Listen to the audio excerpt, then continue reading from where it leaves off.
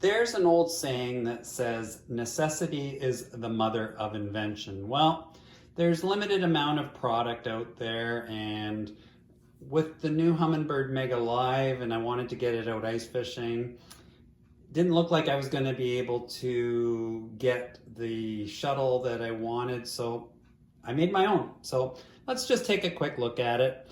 I have a Humminbird Helix 8. It is a G3N, so it is capable of doing the MegaLive with the proper update 2.660. I made sure that I got the hard cover for it because it is protective, especially when you're bouncing around in a sled, and you certainly don't want to do any damage. I've also got some cords around it to make sure that cover stays on because I do want to protect it. I have a ram mount here, which gives me lots of flexibility. I have a cup here to hold my transducer for 2D imaging. And over here, you can see that I have a fuse panel and I have some wood in the bottom to secure everything to this old crate. I will go into the details of how to construct this ice fishing shuttle crate. I would like to give a couple of special shout outs to my buddies. First, Randy Hilberg, who loaned me his Helix 8. I could have used one of the Helix 12s from my boat, but I was leery about bringing a Helix 12 out on the ice. However, I could have, as I would have enough lithium battery power to do that, but it's just so big and cumbersome to be toting out on the ice. And second, I would like to thank Landry Smith, who is the Rover Baits musky lure creator, and he had a 30 amp hour lithium battery from Amped Outdoors, and I am also ordering my battery from Amped Outdoors, and I am just waiting for it to arrive. So being able to borrow Landry's was a great advantage to letting me get this project done sooner rather than later. This hardcover is for the Helix 8 and 9, and the really nice thing about the size of this is you can see that you've got protection. So if this was going to get banged from this side, the crate is going to get banged, and you saw that there was somewhere a little bit over here, and that's fine because this is easily replaceable. The units are expensive. Obviously, I do not want this hitting, so I have protection on this side because the unit is within the dimensions of the crate, and similarly on this side, it is protected as well. So the Humminbird Helix 8 and 9 is pretty much an ideal size for out on the ice. My Helix 12 would be too wide, and it could be bumping on the rails of my hut, and I just didn't want to go there. And this is a much better, lighter size to work with out on the ice anyways, keeping your weight down. I invite you to like, share, and subscribe if you find this video on my homemade ice crate Humminbird MegaLive shuttle, then that would be very much appreciated. The powerhouse of my MegaLive ice crate shuttle is the Amped 30 amp hour lithium battery, which is light, powerful, efficient, and has outstanding reviews. The Helix 8 with the 30 amp hour battery has an expected operating time of 32 hours, which is amazing, especially if I didn't have a place to charge my battery. Some may say 30 amp hours is overkill, but nobody ever complained about having too much battery power.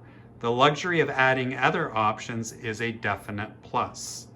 I am also planning to use my amped battery as a clean power source for MegaLive in my boat.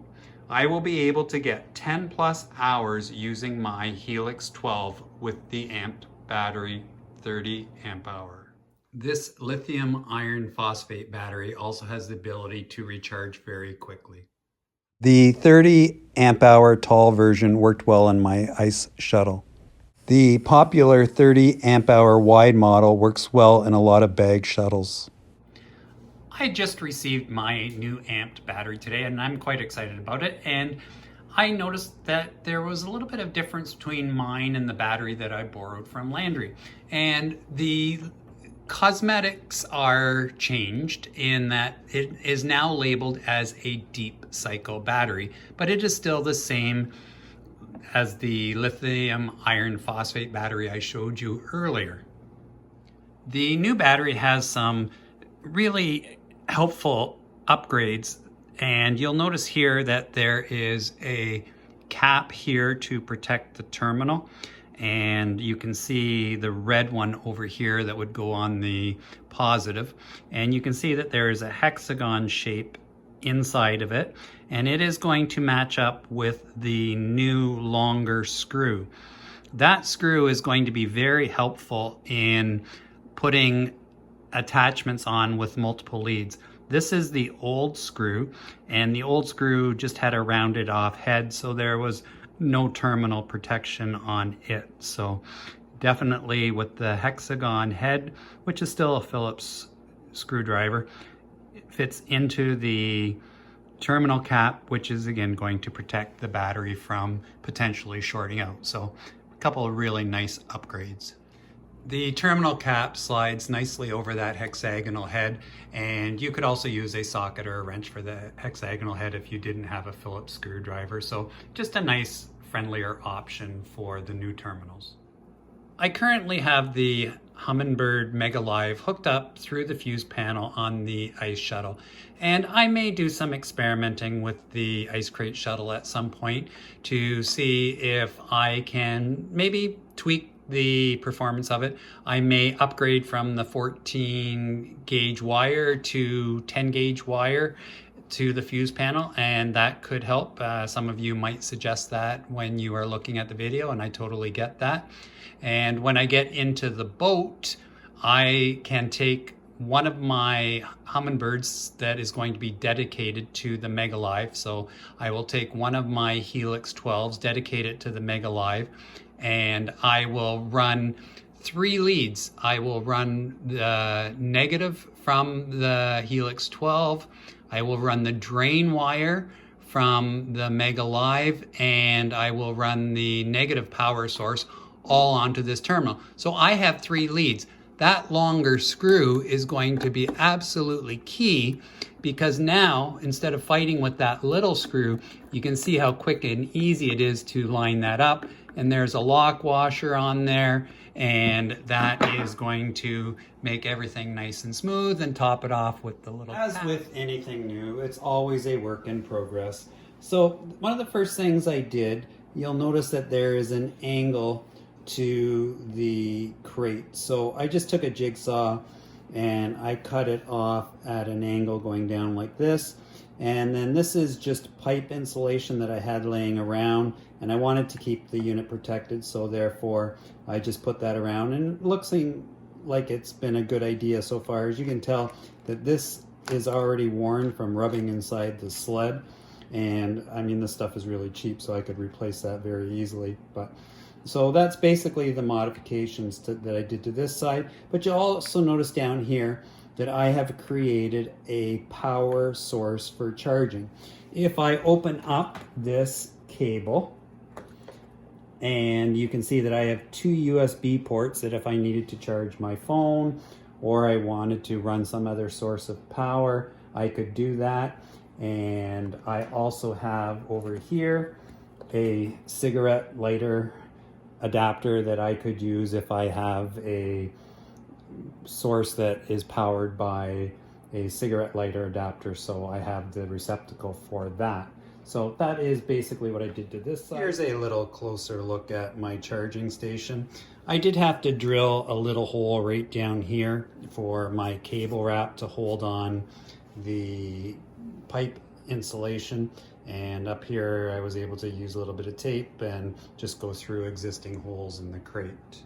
The back of the crate has no modifications to it other than the fact that I have run a bungee cord through the hole here in the back of the crate, and it is just basically securing this battery to the crate so that it's not bouncing around. Here is the opposite side of the crate, and you'll notice that the angle has been jigsawed to match the one on the first side, and I have drilled a hole down here with a cable wrap to secure it, and I have another cable wrap here, and the cable wrap is going through the opening here. I chose to use electrical tape at the top because I do use this as a handle and I didn't want any sharp edges where I cut off the cable tie. Down here you will see some bolts. Those bolts are used to hold the fuse panel in place. Obviously you do not want to use screws because you're simply going through plastic. The bolts and nuts are going to be very secure with mounting on plastic. Over here you have two more bolts, and the nuts are on the opposite side, and they are holding a pad eye, which you can find at a kayak shop, various places. And the pad eye is vertical here, and I have a bungee around the battery case here to secure it and hold the cables in place. Kayak stores have a lot of neat accessory items, and since crates are often used on kayaks, it was a great place to figure out some ideas to make the ice shuttle a little bit better. In this case, we used some black bungee cord, and there's a hook system, and my buddy Don Jeremy came up with a smart idea of cutting off the hook retainer that basically avoids this hook sliding off. But since it's under quite a bit of tension, I don't have to worry about it sliding off. So in this case, I'm just going to take it and I'm going to put it into the pad eye, lock it into place, and you could hear that snap into place, so it's not going anywhere. If I had that hook retainer in there, it would just make it more cumbersome to lock onto the pad eye. I did keep the hook retainer, which is right here, on the original one because when I take the tension off, it can be floating around a little bit. So to avoid it falling off, that hook retainer will keep it in place. With the Helix 8 now elevated, because I have the flexibility of so many different positions with the ram mount, I can easily take the Humminbird dual spectrum chirp ice deucer from the cup holder here and then just put it into the hole in front of me, and it's very easy, quick access in and out if I am going to be using the 2D dual spectrum transducer. This is the right side of the crate. Here is the knob to loosen and tighten the ram mount. You'll notice my piece of wood down here at the bottom. This is secured here by nuts and bolts, and you can also see that the ram mount base is also secured by nuts and bolts over here, and you get a good peek at the fuse panel, and it also has a protective cover. The wood and the cover are going to help protect it from snow and ice getting into the actual shuttle itself. You can clearly see here how the ram ball is mounted. The bottom of the crate, you can see that I have my front piece of wood. It's secured with fender washers here, obviously because of the holes here. The nice big fender washers allow you to get a good grip on the nuts and bolts. So it is secured 1, 2, 3, and 4, and that is securing my wood. The piece of wood at the bottom, I do not have it secured because I didn't want the tops of the nuts to be showing through, and I may later if I find it to be a problem, but with the weight of the battery and everything in there, it certainly hasn't seemed to be an issue right now. And you can see that the ram mount, it is the 2-inch ram mount, it is secured 1, 2, 3 right there. This is the view looking from the top of the crate. You can see my battery case here, you can see that I have wires here. I have a screwdriver here that I use to secure the terminals to the battery. And I also have an Allen key here that if I need to tighten up the MegaLive onto the PVC pipe, I can do that as well. And you can see the different pieces of foam here, here, and here. And the battery case is foam as well, so that the MegaLive, which is located in here, is completely protected. You can see that I have a piece of foam in the bottom as well to protect the MegaLive, and you can see where the PVC piping has been sitting in the foam by the impression. Moving to the deconstruction phase of this, I'm just going to unhook that clip, and what that's going to do is it's going to take the pressure off the battery case that I made, and it will allow me to remove that easily. Let's take a look now with the battery and the foam and the MegaLive removed, what you're now looking at. So over here you can see the nuts and the bolts that secure the charging system in. There's also a ring on the back, and there's the cables. They came actually with the charging system when I bought it, and you can see the cup holder. The cup holder was actually from my boat. I wasn't using it anymore because I put a tool holder. Actually, my buddy Don Yermy did that for me. And this is just some foam I had lying around. I've put foam on the bottom and around the sides. So this is in there nice and securely. So I don't have to worry about that transducer flopping around. And as you know, the dual spectrum ice deucers are pretty hard to find this year. So I definitely want to take care of it. I did borrow one of the buses from my boat and the power cord, and there's the PC11 power cord. I have the MegaLive going into my connecting bus, and obviously I have the ice deucer connected in there as well. So that's a quick access in and out for that. You can see the base of the RAM mount here where I've got my connections. I have the wires secured down here so they're not flopping around. And I do want you to keep in mind that this is the piece of foam that is protecting the MegaLive from the charging system. And over here, this is the cable that I have used to secure the battery case into here, and it snugs it up nice and tight to here, and also leaves me room for my MegaLive in here.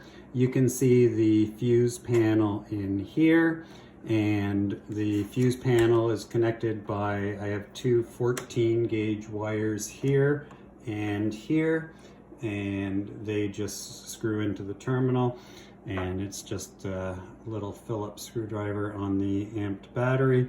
So that is how I am securing it to there. And then basically I am just wiring in the MegaLive. I have the MegaLive, the positive and negative going into there. I also have the drain wire going into the fuse panel, and I have the Helix 8 fused up, and as well I have the charging system fused up to the panel as well. At this point in time, this piece of wood is not secured, and with the weight of the battery and the MegaLive and the cable strap here holding everything in place, I am not worried about the stuff moving around. Everything has been stored securely up to this point. If need be, I can certainly add a couple of nuts and bolts to make that very secure. I made this case for the battery and I velcroed it in there, and it's just foam basically with duct tape around it, and you can see that my battery is stored in there. And as I said earlier, I keep my screwdriver in there because it happens to be a Phillips with those batteries, and then I can quickly change the terminal as needed. This homemade foam case will not only add insulating and protective qualities, but obviously it is going to extend the life of the battery by providing it with a nice secure home where it's not going to get damaged and bounced around. Here's a little closer look at the fuse panel, and I made sure that I crimped and soldered the connections and labeled them so that I know what wires are going where. Shrink wrap was added to the connections, as well as a little red tape to designate the positives. The power wires for the MegaLive are stored on this side over by the fuse panel, and the battery is going to go right here, and it's going to keep these tucked up nicely against the side and out of the way. And once this bungee cord is secured in there, then things aren't bouncing around, and obviously I don't want things bouncing around near the fuse panel.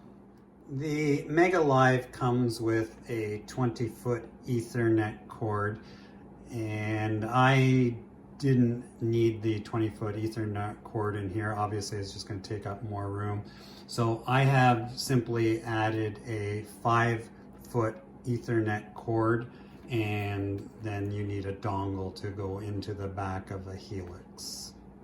The Ethernet dongle is ASEC QDE. That is the code for the Ethernet dongle, which is an adapter for the Helix. The 5-foot Ethernet cord, the cable number is ASEC5E. Hopefully you can see this all coming back together, and you can see that with the RAM mount I was able to get this unit completely out of the way so it wasn't bothering me when I was going in and out of here, and that's the beauty of that. I do have a little protective piece for the top here, again insulating, and I just simply take my wires that are my main power sources to the fuse panel, and I just tuck them in there so that when I do need to hook them up, it's just quick and easy. I just grab my screwdriver, and my screwdriver, as I say, I just keep it tucked in the corner here, and you can see it's right there, just tucked in the corner out of the way, and then I just have quick access to it, so whenever I need to pop in and attach them, it's quick and easy. Thanks to my daughter Katie, saved me some foam from something that she ordered. I just simply cut it to size. There's my bottom, and I'm going to take this and I'm going to put it in here, and I'm being careful to protect the charging system down here. And this is already foam, so I'm certainly not going to get any damage to the MegaLive from bouncing around there. And I just take my pieces right there, and you can see that they've created a nice home. And then I pop my MegaLive, and it's going to just simply snugly fit in there, and everything is nice and secure. Just to add a little Canadian flavor, I tuck in a hockey sock to make sure that the MegaLive transducer is nice and secure, surrounded by all that foam. I do keep an Allen key, and periodically I just want to just kind of take these and just snug them up, and just to make sure that nothing gets loose, kind of thing. And I don't want to over tighten it, it's just on plastic. And then I simply put that in the corner with my screwdriver out of the way, and it's there if I ever need it. And once again, I put my MegaLive away, and I just have one more piece that I will show you that goes to the top for the PVC piping, so that I can use it through the hole in the ice. So here's the other piece that belongs to the PVC pole, and it's just a threaded piece, and it's got a piece cut out so that it doesn't obviously go down the hole, and it just simply threads onto here. And once that's threaded in, and I just keep it so it's snug, I don't overly tighten it. And then you can see at the top, well, let me just adjust that a little bit. You can see at the top that it has a handle, and therefore I can steer the MegaLive in whatever direction I want. Typically I'm using it in down mode through the ice, but I can put it into forward mode, and I have it lined up so that it is in line with that pole facing forward. So it's pretty convenient, and Matt Kelly did quite the excellent job putting together a homemade pole. So here's a quick view of Matt Kelly's homemade PVC pipe, and I will probably use that a little bit for now and get a better pole when I get the chance. Here's a sneak peek of the initial recordings with MegaLive on Lake Simcoe. I will release more video footage in an upcoming video. Here's a school of perch on the MegaLive looking at our baits. Here's a combination whitefish rig that I've highlighted in one of my other Lake Simcoe whitefish videos. And you can see my high bait up here. And it's about 3 feet above. I vary that height. And then if I lift up a little bit, you can see my bottom bait, which is like a Meigs or a Menace type bait kind of thing. So I'm just, you know, trying to get the best of both worlds, right? Something to attract them on the bottom, something to attract them up a little bit higher, and let's see what happens. Fish coming in. Here it comes. Look at that. Come on. Come on. Oh, and he swam right by. Come on. Come on. Come on. Looks like there's another one still on me there. There's a few there. Come on. Come on. He's still there. He's coming back. Come on. Oh. Can't believe that one didn't bite. The whiteys have been super, super finicky this year. Come on. There we go. We finally got one. There we go. And you can see him coming up on the MegaLive there. That's pretty cool. There we go. And it looks like a nice whitey. Yep. Yep. We got a nice whitey right at the hole. Oh. Unfortunately, the whitey came off in the hole, so I didn't actually get a picture to show you. Looks like I actually found another use for the milk crate ice shuttle. It does quite the effective job of keeping the blades free of snow and ice on a very cold day. Just propping it up near the heater, so seems to be working well. I like it. Somebody was bound to ask, so there it is. The weight is 28 pounds. That 28 pounds includes everything: the MegaLive transducer, the battery, the transducers, all the hardware, etc.